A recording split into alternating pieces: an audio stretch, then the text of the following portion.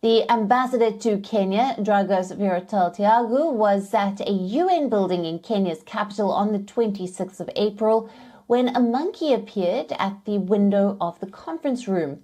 According to reports, Tiago had said that the African group has joined us when he saw a monkey outside the window. The Kenyan diplomat, Macharia Kamau, had said that the episode appalled and disgusted him. He wrote on Twitter, and I quote, "Utter shame attempts to cover up this disgrace. This is intolerable and unacceptable in any age, let alone the 21st century in Nairobi." The Romanian Foreign Ministry said it had only been informed of the incident this week and has begun a procedure to recall its ambassador. They apologized for the incident and said the racist behavior or comments were absolutely unacceptable.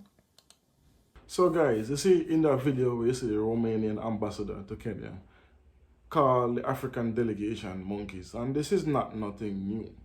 So I don't want no one to be shocked about this or to be disappointed, because this is how Europe in general sees the African continent, as monkeys, as uneducated, dilapidated, and starving people, and AIDS and disease-ridden continent. This is how they view Africa. I don't know why, because we are some of the strongest people there is, because we built the world, literally, not metaphorically.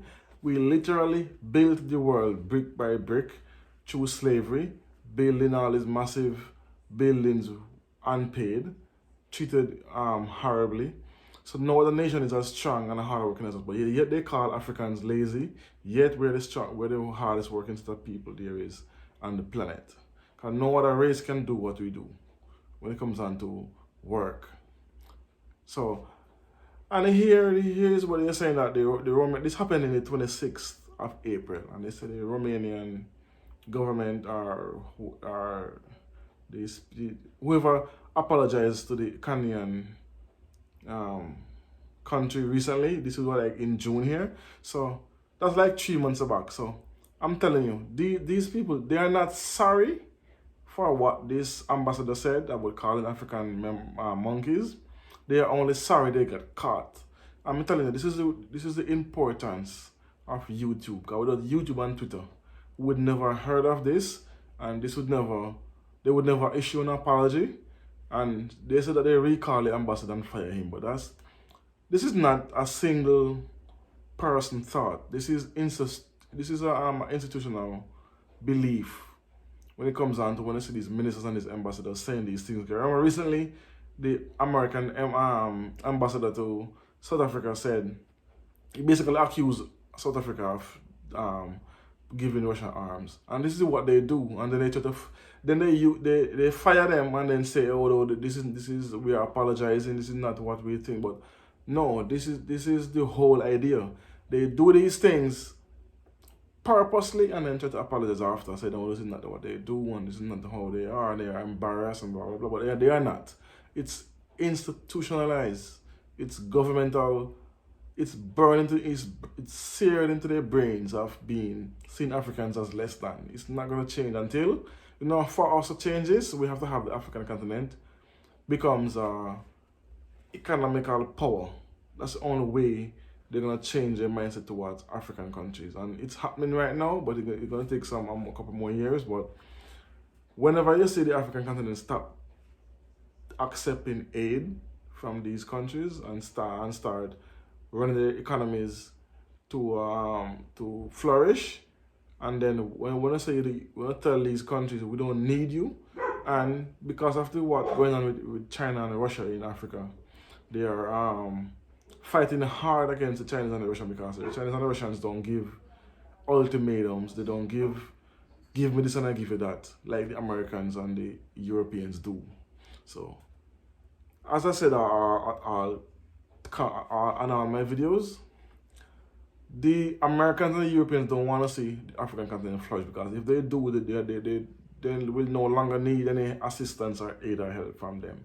And they don't want that, because America and Europe have been giving aid to the continent for years, They never yet once gave enough money to help a country to build themselves or to build infrastructure. They always just give aid just enough to get by, but not enough to change their circumstances. So now China and Russia comes in the picture, giving African countries the means and the know-how how to change their environment and to become a player in the world.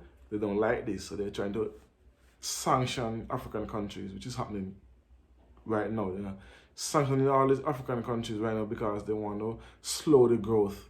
But it's not going to work because, you see, as soon as the BRICS nation start to have this explosion of countries joining, which is over 19 countries want to join the BRICS in August, then now the sanctions won't have that grip, that bite they have in them because they don't need to use the American currency. They just need to use their own currency or trade in the BRICS currency because every African country currently have to have 80% of the GDP in US dollars bank secured in a foreign bank before they can even use their own, do their budget.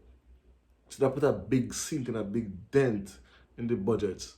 But this is not reported because the narrative is to say that African countries are begging and then we have to give them aid, and as I always said, this is not.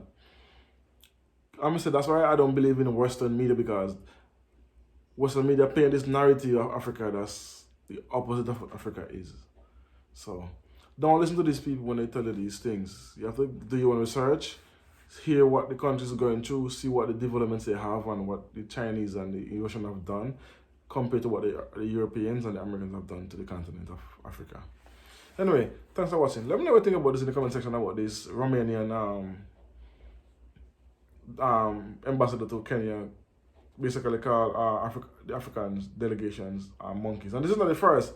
The President Reagan did the same thing. You have multiple ministers and presidents who have said remarks, but it was never known or to the public because, again, YouTube wasn't popular back then. But now, because of YouTube and Twitter and all these platforms, it's making they have to. Actually, they are hiding, but they're not saying what their real thoughts about the continent. So, anyway, let me know what you think about this in the comment section and let me know. You don't know. Peace. One love. Boom.